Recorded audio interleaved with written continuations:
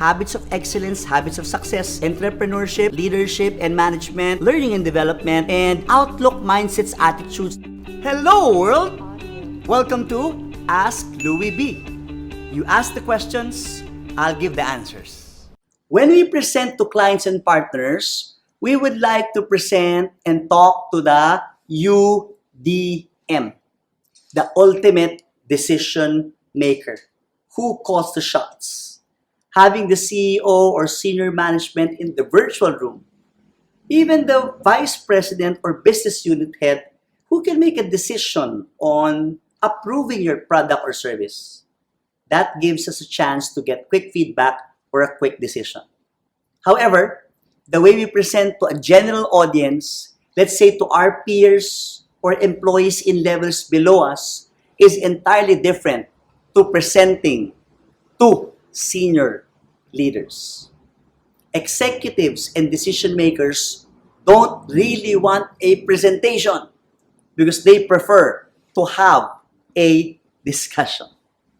It's really best to get into the minds of executives and senior management because if we're able to empathize with their qualities, we will know what to do. Executives are, number one, they're business-oriented.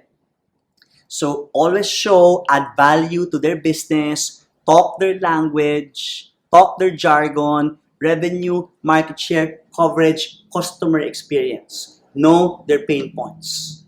Don't expect to be praised or be given a good job or pat on the back.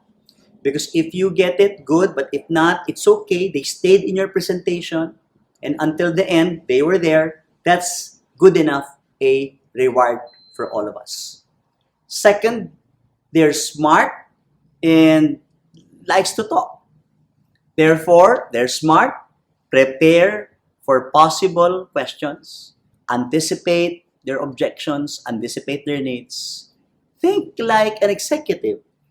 From thinking of big picture, thinking long term, how will this impact our business in the next 3 to 5 years? How is this part of their overall strategic long-term plan? And executives can also zoom in and really focus on great attention to detail. So beware of typos, beware of errors for senior leaders. Those small minor things for you might be very glaring, obvious lapses for them. Questions that they love to ask would be why, what, how, when, especially for those who are timeline or deadline driven, and of course for the budget conscious leaders, they're working within tight resources, how much would be an important question. Have complete and correct information. Ask them questions from time to time because again, they like to talk. They like to share their experience and their thoughts too. And if you do not know the answer to their question, please do not pretend. Do not pretend that you know. Please say it, acknowledge it, and say what you will do to get the information. You can say something like, I don't have the information with me right now, but let me send it to you. I'll email it after this meeting. Now, if you did not understand their question, and it's possible because internet connection can be a factor, or maybe the microphone is not picking up to the best volume possible, please do not pretend as well that you got it. Because trying to answer when you did not understand what they're trying to say will just be a waste of their time, and you might give an inappropriate answer. So the best thing is probe or ask for the executive to repeat. Sorry, I beg your pardon. Pardon?